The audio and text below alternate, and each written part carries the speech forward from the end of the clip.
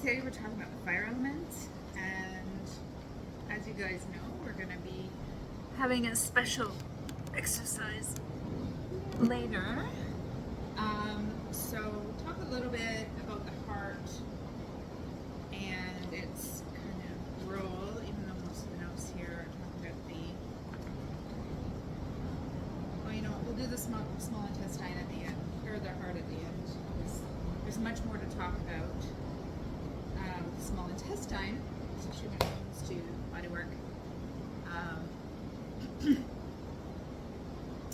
So again, in Chinese medicine, they talk about the small intestine channel, the shoulder problems, and heat and digestive issues.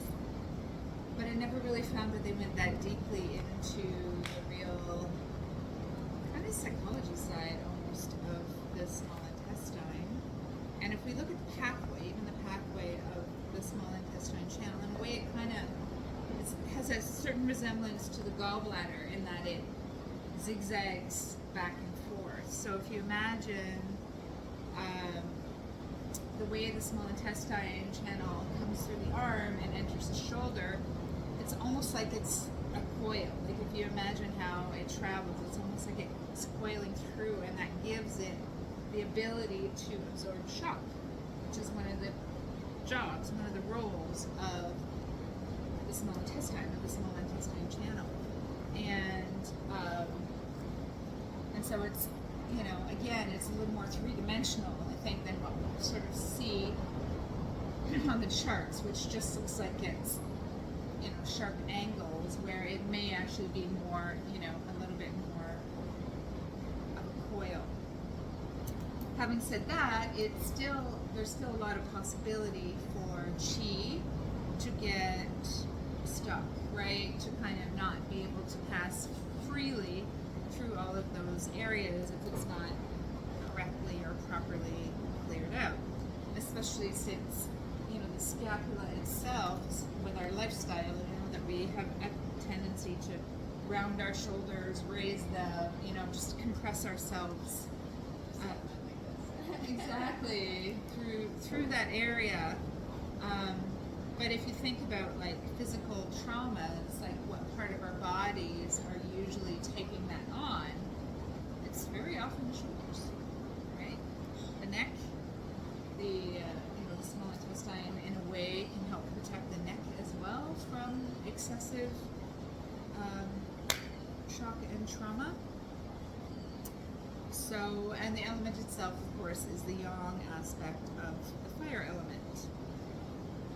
So, acts as a buffer for impact and trauma, for example, is something that pretty early on I recognized this, and this comes more from, again, it's like the Japanese approach to the meridians has a little bit more of an emotional component to it. So that's where we kind of first learned about this stuff. And so for me, I had clients who were like my clients already, and then they were in a car accident, and they were like, what should I do? Should I go for an x-ray? Should I do this or that? And I was like, yeah, you absolutely should go for an x-ray. Don't tell anyone that you're fine. Do not use those words. Say nothing, because a lot of the time the injuries come later on, right?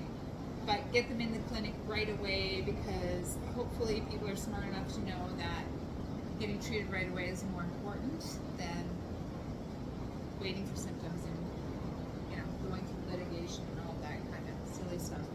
So I would get them in right away, and all I would do was basically release the small intestine channel, treat the Jumai, just kind of like what we did with the 4 gates, like a very simple small intestine 3, maybe small intestine 9 if it's not too active, or 10, and that's it, right? Just try to open up that small intestine channel, not even go near the neck at all, but just to let that have an opportunity, right, to start working. And when I did that on my clients, and when they, kind of trusted the process and started coming in and having those gentle treatments right away, I mean, it may be you know, may have been a fluke that they just weren't that bad of an impact, but I mean, my one client, she rolled like 3 times. You know, and she always said what saved her was that she was driving a Volvo. But it doesn't matter what you're driving. If you roll 3 times, your body is going through a tremendous amount, right, of shock. And she was never really had any very serious consequences from it. I mean, she still had, don't get me wrong, you know, a lot of pain and tension, but very much less compared to, you know, other people who had way less serious accidents. So you would be go small intestine 3, and then 9 or 10, depending on what I felt. Yeah. and then work on the meridian, or kind of let it settle. Nope. Just let it settle. Yeah. And then usually bladder 62, right, on the dew. Depending on what's going on, I may do a little holding at the feet or the hands, again, just to try, because when there's a shock, right, the body just stops, right? So the idea is like just get a little bit of energy flowing without being demanding on the body. Yeah. And so, you know, the quality of pain or reaction in both the heart and the small intestine channel, obviously it's more of a concern in the heart. The small intestine is like the heat, but the pain is like sharp. It's burning sharp pain, right? Like if you've ever had someone really dig in your small intestine channel in your shoulder and not be really mindful, like it is burning, searing pain, like it completely fits that description. So obviously we have to be, you know, careful, right? This is where all of our concepts, right, that we're doing direct pressure, that we're going in slowly, that we're coming off slowly, that we're just going to the point of resistance, comes in very, you know, very important, particularly in the small intestine meridian. And then, of course, on the organ level, we have many of the itis, which are inflammatory conditions occurring in the small intestine. And again, that's heat and inflammation and a reaction to something. I'm not sure that we even know what yet. And someday, you know, it may come to our attention that we find out that it's something very different than what we've been looking for, but we don't know yet. But lots and lots of people have this like heat in the small intestine as well. So something else to look for. So we talked about sensations.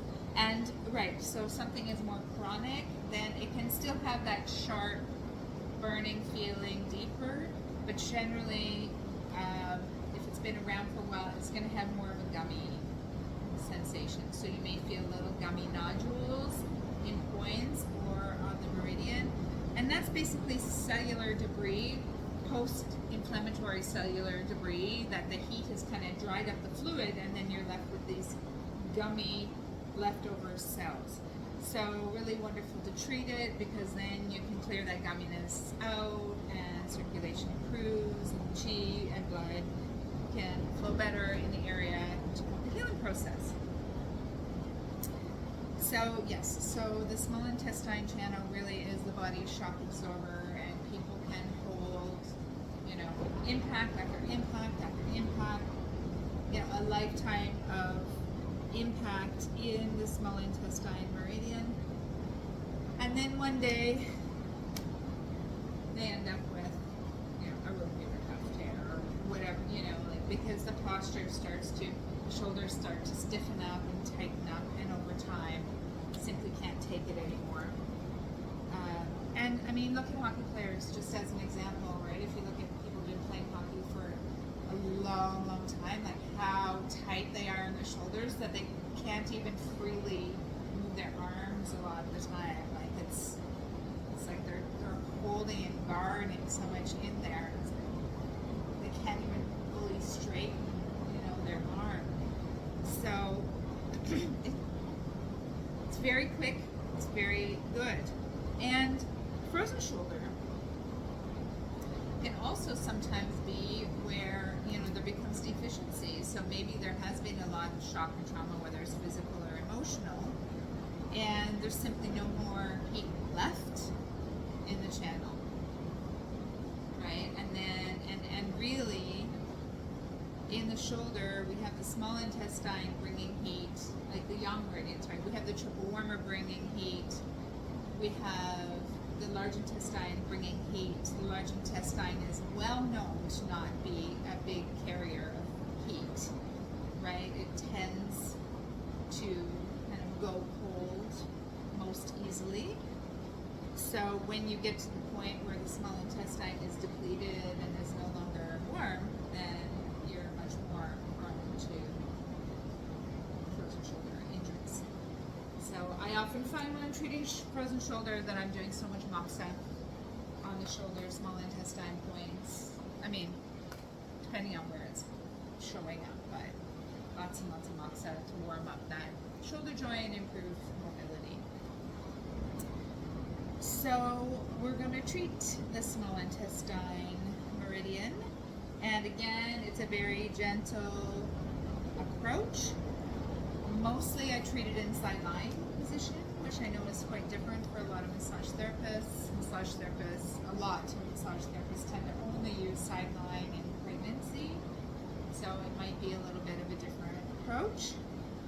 And I'm going to show you, for example, you know, as we're doing this, you'll see, like, I won't treat only the small intestine. First, I'm going to open up the lung, right, which is on the opposing side of the shoulder, so that we can get in and we can start to loosen up that